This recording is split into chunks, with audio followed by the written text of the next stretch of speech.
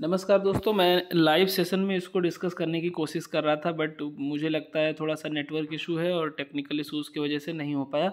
तो अभी मैं डिस्कस कर रहा था कि क्या है एम्स में जो एमएसएसओ की पोस्ट है या किसी भी हॉस्पिटल में एमएसएसओ की जो पोस्ट है उसका क्या रोल होता है, क्या रिस्पॉन्सिबिलिटीज़ होता है। तो आप ये देख सकते हैं all India institute of medical sciences new Delhi का ये वेबसाइट है। इस पर आप पेशेंट वेलफेयर सर्विस पे जाएंगे तो उसमें आपको एमएसएसओ से रिलेटेड चीज़ें मिल जाएंगी। अगर आप इंट्रो में जानना चाहते हैं कि इंट्रोडक्शन में इसको मतलब इसका इंट्रो क्या है, इसके बारे में कब से लोगों को पता चला और कब से फंक्शनिंग हुआ, तो ये आप इसमें देख सकते हैं। Medical social welfare unit main hospital, it was in the year 1956, यानी 1956 में ये बताया गया है कि एम्स इस्टेब्लिश हुआ और ये ऑटोनोमस बॉडी है। यहाँ आप देख सकते हैं inclusive health care, inclusive of preventive, promotive and curative, यानी प्रिवेंशन का मतलब रोकथाम, प्रमोशन का मतलब बेटर हेल्थ को कैसे प्रमोट किया जाए, किन चीज़ों का ध्यान रखना है जिससे आपको कोई हेल्थ कंडीशन ख़राब ना हो आपका, क्यूरेटिव मतलब उसका उपचार कैसे किया जाए। तो बेसिकली इन तीन मेथड्स पे प्रिवेंटिव, प्रमोटिव एंड क्यूरेटिव पे काम करता है और ये ऑटोनोमस बॉडी है, मतलब अपने नियम कानून कायदे खुद बनाता है और ये under the supervision of ministry of health and family welfare काम करता है। तो ये चीज़ ध्यान देना है, यानी इसके ऊपर सिर्फ ministry of health and family welfare ही है, बाकी कोई इंस्टीट्यूट नहीं है। इसमें ये बताया गया है कि medical social welfare service in AIIMS were initiated and the first medical social worker was appointed in 1960। 1960 में first medical social worker AIIMS में दिल्ली में स्टार्ट हुआ काम करना। Since the advent of medical social welfare service it has gain much needed support from hospital administration and its leadership. The services to the underprivileged and impoverished catered socio-economic challenges and psychosocial assessment through specific design intervention by the medical social work professionals. Henceforth, the professional development of social welfare services never looked back, and the post of MSW eventually developed into a cadre of medical social service officer, increasing the strength officers to 58 at present. Total 58 लोग अभी एमएसएसओ के post पे AIIMS में काम कर रहे हैं, इसमें ये चीज़ बताया गया है। तो इस हिसाब से आपको इसमें इंट्रोडक्शन मिल जाएगा। और अब हम चलते हैं कि मेन हमारा जो रोल रिस्पॉन्सिबिलिटी है वो क्या होता है। तो ये जब आप पेशेंट वेलफेयर सर्विसेज पे क्लिक करेंगे तो इसमें आपको खुल के ये नया विंडो आएगा। आप देखिए case management services, coordination and multiple disciplinary team work. तो एक एक चीज़ को समझते हैं। केस मैनेजमेंट मतलब कि उसका आपको पूरा सोशियो डेमोग्राफिक प्रोफाइल रखना होगा, उसकी डायग्नोसिस क्या है, उसके किसके पास ट्रीटमेंट चल रहा है, उसकी क्या पैथोलॉजी है, यानी क्या उसकी जो है जो पैथोलॉजी में जांच हुई है, ब्लड टेस्ट है या जो रेडियो डायग्नोसिस हुआ है तो उसमें क्या इश्यूज निकल के आए हैं। अगर उस पेशेंट को नहीं समझ में आता है तो आपको उसके लेवल पे जाके समझाना है, क्योंकि डॉक्टर्स के पास इतना समय नहीं होता है और वो इतना सोशल लेवल पे जाके मतलब डाउन टू अर्थ होके नहीं समझा पाते हैं। तो आपका काम हो जाता है वहाँ पे एक ब्रिज बनने का, bridge between multiple health professionals to patient and patient care giver. मतलब कोई पेशेंट आता है, अब उसको अगर नहीं पता है क्या होता है नेफ्रोलॉजी, क्या होता है कार्डियोलॉजी, क्या होता है यूरोलॉजी, क्या होता है साइकोलॉजी, क्या होता है न्यूरोलॉजी, तो उसको आपको ये सब चीज़ें समझाना है कि आपका क्या प्रॉब्लम है, आपको किस जगह पे जाना है। अगर उसको रजिस्ट्रेशन में इश्यूज़ आ रहे हैं तो आप रजिस्ट्रेशन से रिलेटेड आप उसको काउंसलिंग करोगे कि कहाँ रजिस्ट्रेशन होगा, कैसे जाना है, किस डायग्नोसिस के लिए कौन से डिपार्टमेंट में आपको जाना पड़ेगा। तो ये सारी चीज़ें आपको पता होनी चाहिए, इसीलिए आपको जो भी मेडिकल टर्म है सरफेस लेवल की वो पता होना चाहिए। दूसरा जो आपने देखा कोऑर्डिनेशन, तो वही हमने बताया कि केस मैनेजमेंट में तो ये चीज़ें आ जाएंगी और कोऑर्डिनेशन सर्विसेज में आ जाएगा कि आप मल्टीपल हेल्थ प्रोफेशनल्स से, चाहे वो स्टाफ नर्स हो, चाहे वो पैथोलॉजिस्ट हो, चाहे वो डॉक्टर्स हो, उनसे आपको कोऑर्डिनेशन रखना है कि इस पेशेंट का क्या चल रहा है, इस पेशेंट में कैसे सुधार होगा, कब तक सुधार होगा, ये सब चीज़ें आगे आपको पेशेंट के केयर गिवर को कन्वे करना पड़ेगा। And multiple disciplinary team work means कि यही जो मल्टीपल प्रोफेशनल्स के साथ जब एक पेशेंट पे काम होता है, क्योंकि एक पेशेंट आता है तो सिर्फ वो डॉक्टर को नहीं दिखाने आता है या सिर्फ उसमें डॉक्टर ट्रीटमेंट नहीं करता, सिर्फ डॉक्टर का ही रोल नहीं होता।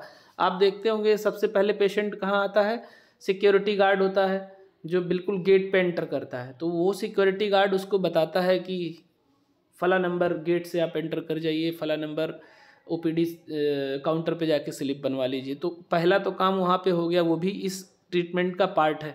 दूसरा काम ये हो गया जो जो वो क्लर्क बैठा हुआ है या जो एमटीएस बैठा हुआ है उसने स्लिप बनाया, तो वो भी इस मल्टीपल डिसिप्लिनरी टीम वर्क का पार्ट हो गया।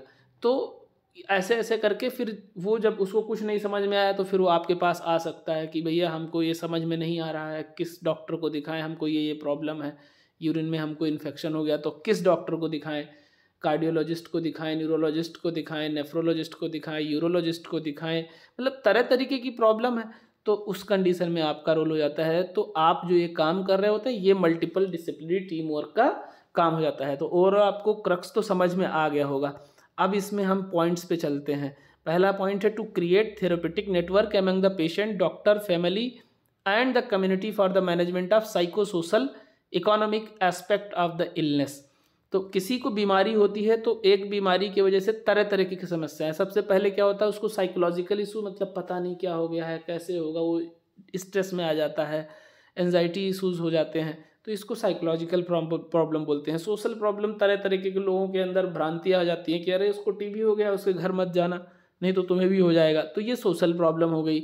या उसकी शादी रुक जाती है अगर कुछ उसको माल एडेप्टिव फंक्शनिंग हो गया उसके मतलब शारीरिक रूप से। इकोनॉमिक कंडीशन भी पुअर हो जाती है अगर किसी के घर में बीमारी हो जाती है। तो इन सब कंडीशन को देखते हुए उस तरीके की जो प्रॉब्लम होती है उसके साथ उसको डील कैसे करना है ये आपको आना होना चाहिए। To do case management and the coordination of services both within the external to the health care services. और जो भी हेल्थ केयर सर्विसेज में जो कह सकते हो कि वेलफेयर से रिलेटेड सर्विसेज हैं उसका आपको ज्ञान होना चाहिए, वो कैसे उसको मिल जाए अगर वो पुअर है तो ये आप इस स्कीम्स का आपको पता होना चाहिए। To help the team in discharge planning and making protocols. अगर वो डिस्चार्ज हो रहा है तो उसको फॉलोअप पे कब आना है, दवाइयाँ उसने समझा कि नहीं समझा, कब कैसा लेना है, तो ये सारी चीज़ें आपका काम हो जाता है बताना। Management of patient welfare service. अब पेशेंट वेलफेयर सर्विस में आपने देखा इसमें लिखा है to facilitate the dispensation of free medicine and surgical items to the poor patient, to exempt hospital levy charges of BPL and indigent patient, to provide railway concession facility to out station patient as per government rules, to ensure the regular follow-up of the patient and to facilitate the accommodation facilities to outstation patient in धर्मशाला। धर्मशाला मतलब वो शहर वाला धर्मशाला नहीं, धर्मशाला means shelter. अगर कोई patient आया है तो उसके तीमारदार होंगे, उसके केयर टेकर होंगे, तो उनको रुकने की व्यवस्था कहाँ हो सकती है, उनको कहाँ से हेल्प मिल सकता है। To provide railway concession facility. Railway में कंसेशन कैसे मिल सकता है अगर कोई बहुत दूर से आ रहा है। To exempt hospital levy charges of BPL and indigent patient. जो ऐसे गरीब लोग हैं जो बिलो पॉवर्टी लाइन के हैं उनकी जो हॉस्पिटल की सर्विसेज हैं वो फ्री कैसे हो सकती है। उनके पास अगर डॉक्यूमेंट्स नहीं है, यहाँ लाए नहीं है, तो उसको कैसे मंगाया जाएगा। मेल पे मंगवा सकते हैं, व्हाट्सएप पे मंगा सकते हैं, उनसे ये कम्युनिकेट करना होगा कि फ़ला फ़ला अगर आपके पास कार्ड है, आपके पास आयुष्मान भारत का कार्ड है, या हिमाचल में हिम केयर चलता है तो हिम केयर है तो उससे फ्री हो जाएगा। To facilitate the dispensation of free medicine and surgical items to the poor patient. अगर उसकी कोई सर्जरी हो रही है तो वो सर्जिकल आइटम्स कैसे उसको फ्री मिल जाएंगे, कैसे उसको कौन सी वेलफेयर स्कीम से उसका फ्री हो सकता है, वो आपको गाइड करना है।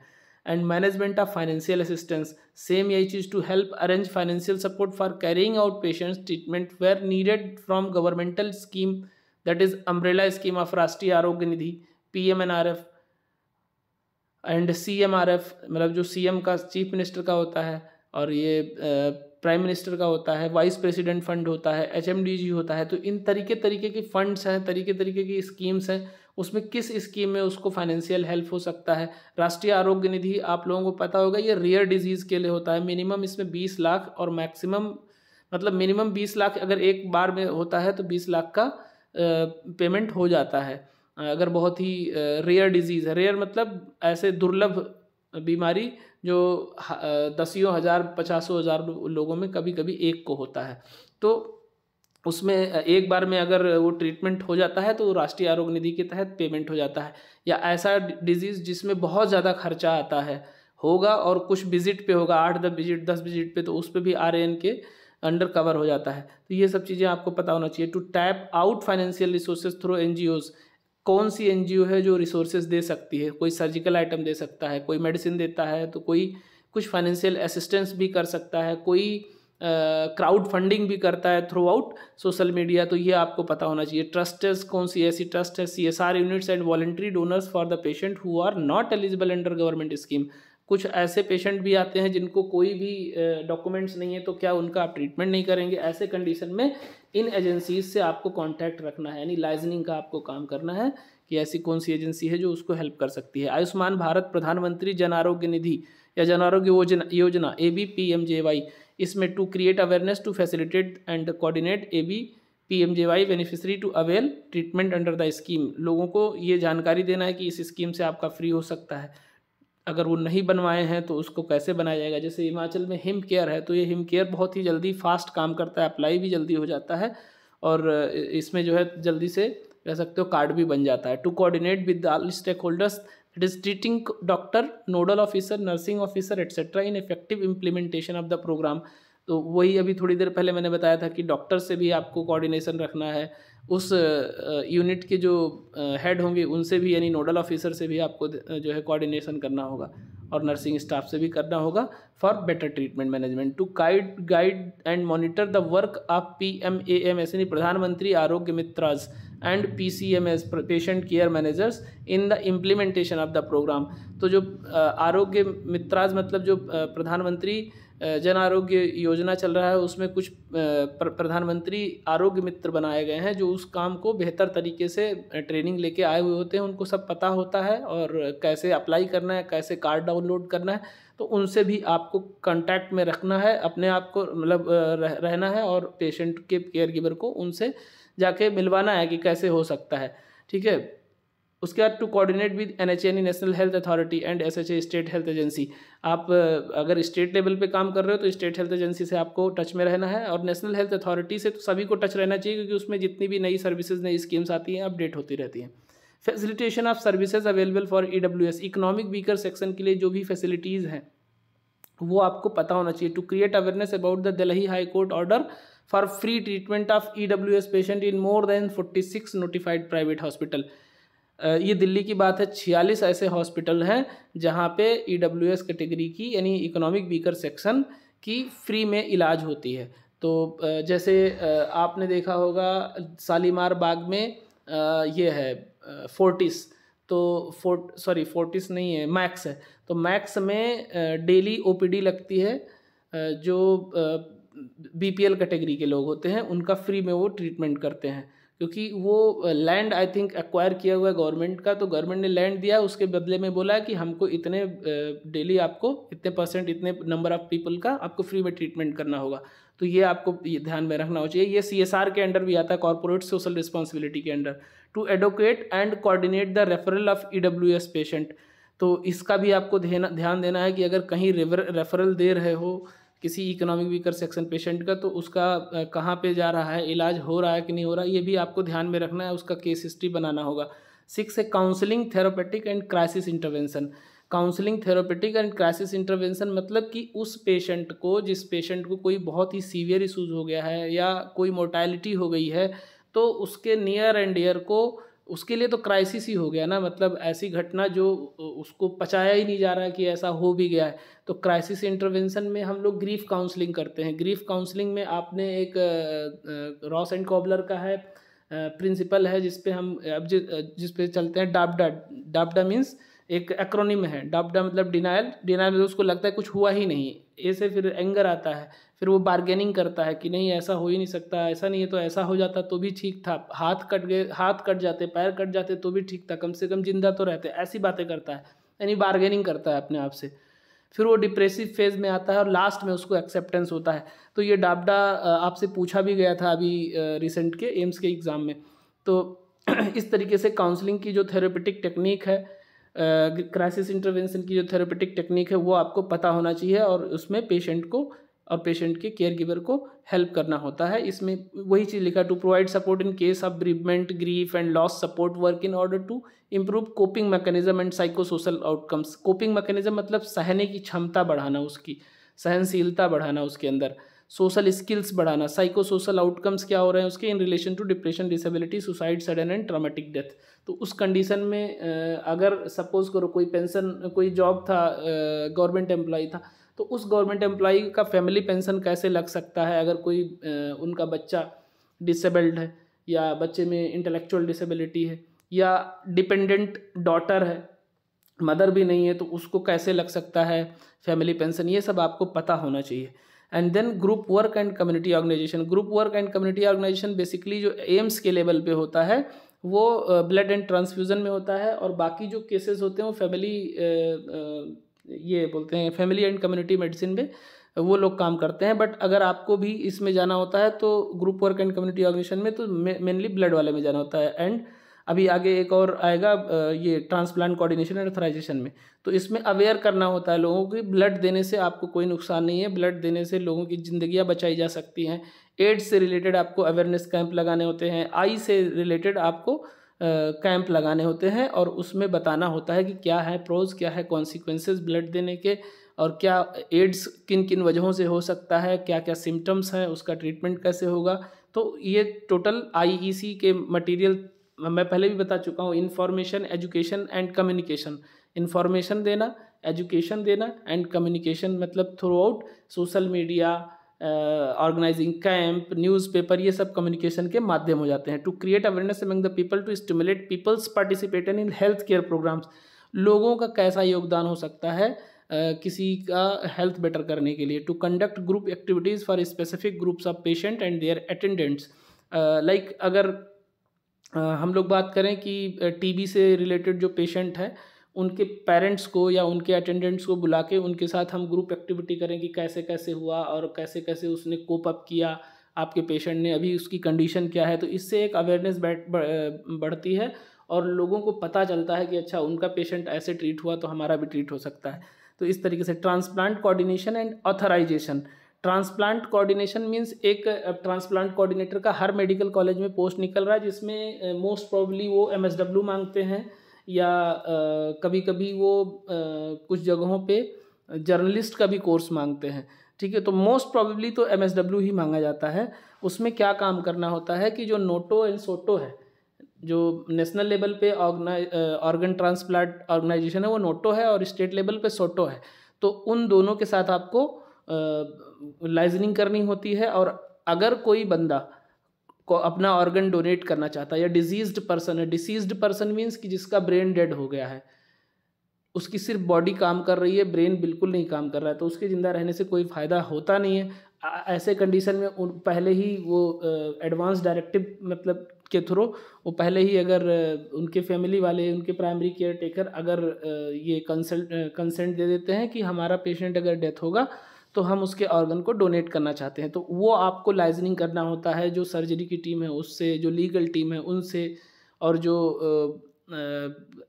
नोटो या सॉटो वाले हैं उनसे।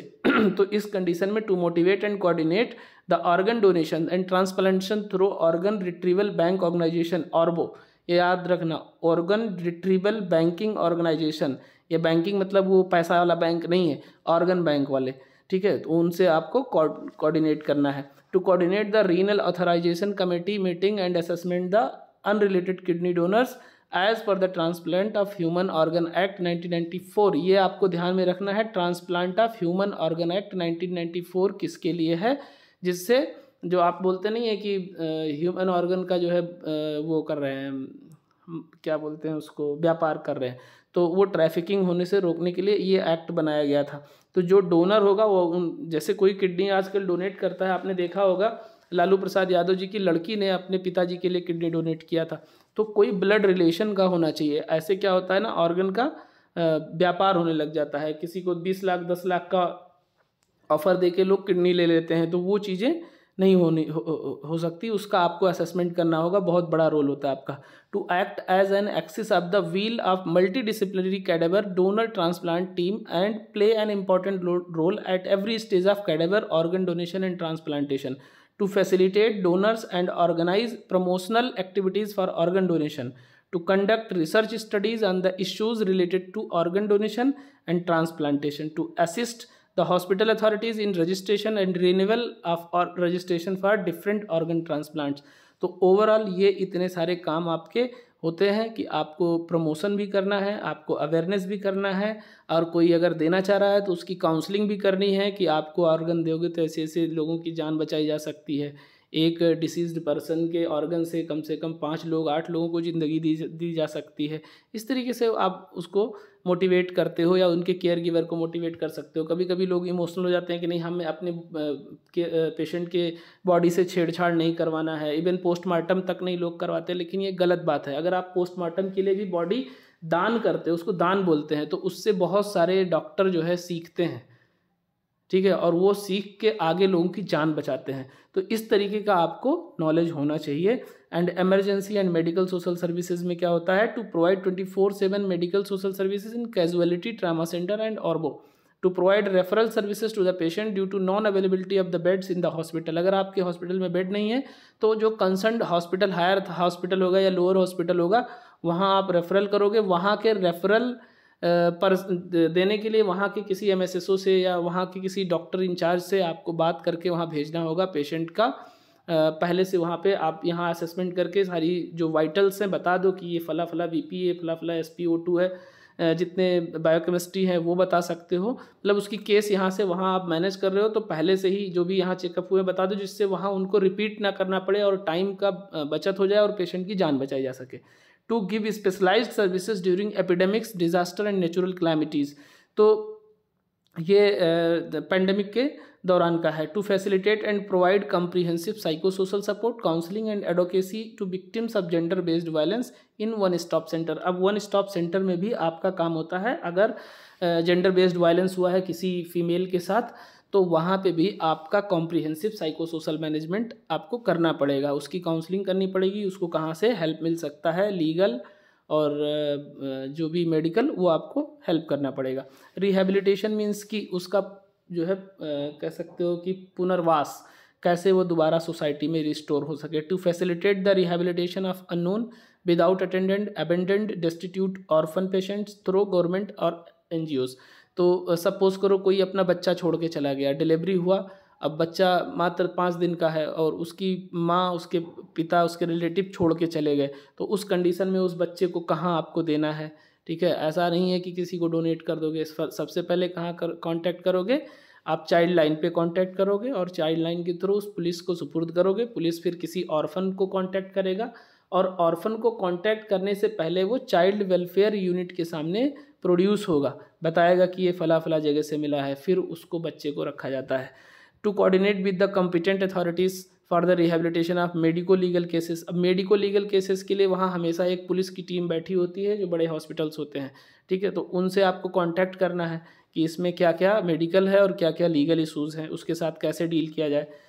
To facilitate the physical and vocational rehabilitation of person with disabilities by challenging various government and non governmental resources.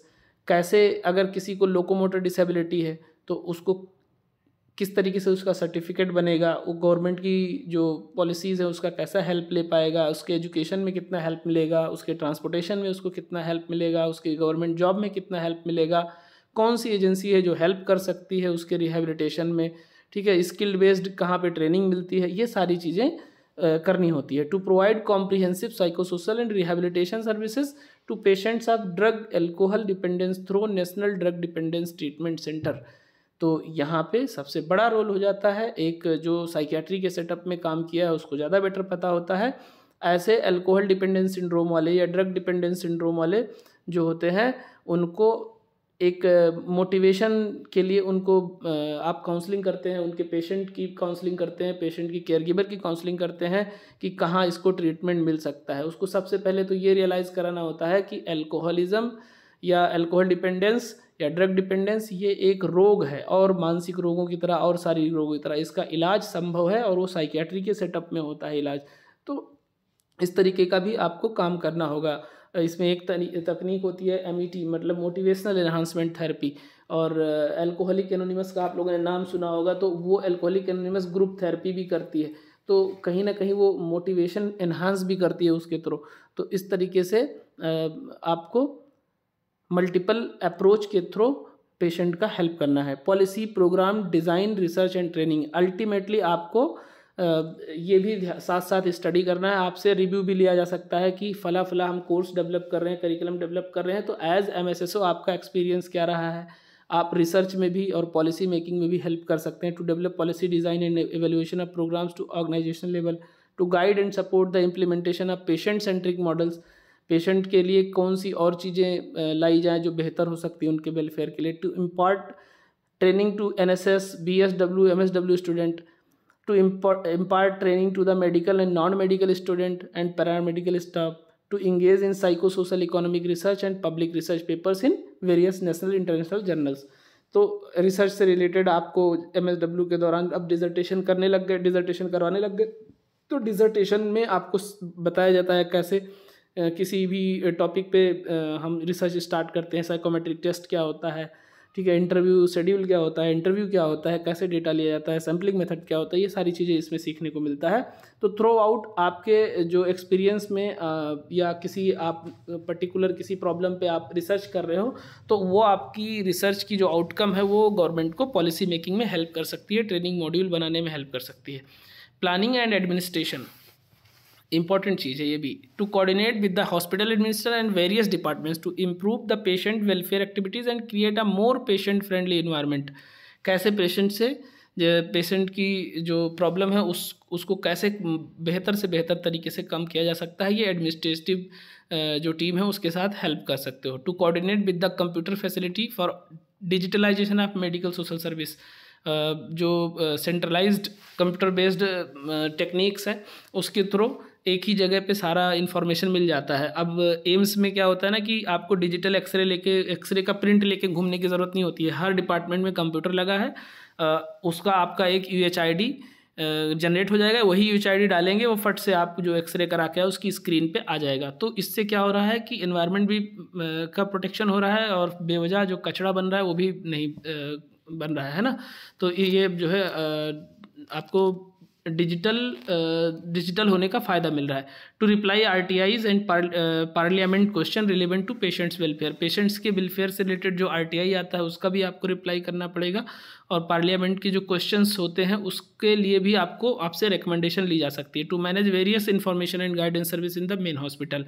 And last है education and resourcing, to participate organise seminar and conferences related to medical social work profession at national and international level contributing to the knowledge base. आप जो भी और hospital के MSSO हैं उनके साथ coordinate करके कोई रिसर्च प्रोग्राम आप ऑर्गेनाइज कर सकते हैं, कॉन्फ्रेंस ऑर्गेनाइज कर सकते हैं, सेमिनार ऑर्गेनाइज कर सकते हैं with the help of administration। to organize continuing medical social work education to maintain competence and culture about new and developing areas in the field, and to contribute in the future planning in the health services by innovative social work practices, programs and research activities। तो more or less इतने सारे आपके role responsibilities होता है। तो इस तरीके से आप इसको पढ़ के समझ के फिर आप एग्ज़ाम में बैठेंगे तो मुझे लगता है बेहतर आप काम कर पाएंगे। इससे आपको एरियाज़ पता चल गए होंगे कि आपको क्या क्या पढ़ना है। सबसे इम्पॉर्टेंट चीज़ तो आपको काउंसलिंग की जितनी मेथड्स हैं, अप्रोचेज हैं, प्रिंसिपल है, वो पता होना चाहिए। HIV काउंसलिंग क्या होता है, एडोलेसेंट काउंसलिंग क्या होता है, डायबिटीज़ काउंसलिंग क्या होता है, नेफ्रोलॉजी, न्यूरोलॉजी, कार्डियोलॉजी, जो अलग अलग डिसिप्लिन, अलग अलग डिपार्टमेंट है, अलग अलग एक्सपर्टीज़ है, उसका आपको पता होना चाहिए क्योंकि क्वेश्चन आते हैं। थोड़े बहुत मेडिसिन भी पता होने चाहिए। वाइटल्स क्या होते हैं, BP का कितना नॉर्मल रेंज होता है, SpO2 का नॉर्मल रेंज क्या होता है, हाइपोग्लाइसीमिया कब होता है, हाइपरग्लाइसीमिया कब होता है, हाइपोथायराइडिज्म कब होता है, हाइपरथायराइडिज्म कब होता है, वो रेंज पता होना चाहिए। ठीक है, इसके मीनिंग्स पता होने चाहिए क्योंकि पेशेंट को आपको बताना पड़ेगा। आप ये नहीं कह सकते कि हमें नहीं आता है, हम नॉन मेडिकल हैं आप हॉस्पिटल में, तो आपको आना चाहिए बेसिक चीज़ें। तो किसी को कुछ इसमें से कन्फ्यूज़न होगा तो ज़रूर क्वेश्चन कीजिएगा। थोड़ा सा भाई देखो इंग्लिश आपको पढ़ना पड़ेगा क्योंकि MSSO के लिए बहुत जगहों पे पेपर इंग्लिश में ही आता है, हिंदी में नहीं आता, और हिंदी में आता भी है तो वो वर्बेटिज्म में इंग्लिश ही लिख देते हैं। ठीक है, उसको चिकित्सीय समाचार बहुत कम जगह आपको मिलेगा। ठीक है, तो आपको मेहनत करना पड़ेगा, थोड़ा सा इंग्लिश इम्प्रूव करना पड़ेगा। जितने हिंदी वाले दोस्त हैं हमारे, हम भी हिंदी वाले ही हैं, बट थोड़ा सा मेहनत किया है इसीलिए, क्योंकि बहुत फेल हुआ हूँ मैं इन सब चक्करों में, तो इसीलिए इंग्लिश पढ़ना पड़ गया, मजबूरी है। ठीक है, बहुत ज़्यादा कट्टर नहीं बनना है कि नहीं, जितनी भाषा आपको आएगी उतना ही अच्छा है। आपको हिंदी भी आनी चाहिए, आपको इंग्लिश भी आनी चाहिए, संस्कृत भी आनी चाहिए, उर्दू भी आनी चाहिए। आप बेहतर कम्युनिकेट कर पाओगे, बेहतर आपकी कम्युनिकेशन स्किल होगी तो आप अपनी बात अच्छे तरीके से किसी भी प्लेटफॉर्म पे रख पाओगे। तो आशा करता हूँ आप लोगों को काफ़ी कुछ समझ में आया होगा, और इसको देखने के लिए आप एम्स की वेबसाइट पे जाके देख भी सकते हो। तो बिल्कुल मतलब मैं ऑथेंटिक डेटा देने की कोशिश करता हूँ, कुछ भी छिपाने वाली बात नहीं है। और इधर उधर पैसा मत जाया कीजिए, बेवजह लोगों के चक्कर में मत पड़िए, कंटेंट आपको बेहतर नहीं मिलेगा, बेवजह आप टाइम भी ख़राब करेंगे, एग्ज़ाम भी नहीं क्वालिफाई होगा। तो मेहनत से खुद से पढ़िए, जितना मैं दे रहा हूँ उतना तो ठीक है, साथ साथ आप अपना नोट्स भी प्रिपेयर करते रहिए। किसी को कुछ समझ में नहीं आया हो तो इसमें मैं डिस्क्रिप्शन बॉक्स में टेलीग्राम का लिंक दूंगा, उस पर भी पूछ सकते हैं। थोड़ी देर पहले मैंने लाइव किया था, वो लाइव टेक्निकल इशूज़ की वजह से नहीं हो पाया था, तो उसको इग्नोर कीजिए। ये मैं वीडियो डाल रहा हूँ, इसको देखिए और लोगों को शेयर भी कीजिए जो आपके दोस्त हों इसकी तैयारी कर रहे हैं। और ये सोशल वेलफेयर ऑफिसर के लिए भी थोड़ा बहुत हेल्प करेगा, बहुत ज़्यादा तो नहीं, थोड़ा बहुत हेल्प करेगा। तो उस जो DSSB की तैयारी कर रहे हैं वो भी देख सकते हैं। मिलते हैं फिर नेक्स्ट वीडियो में। Thank you.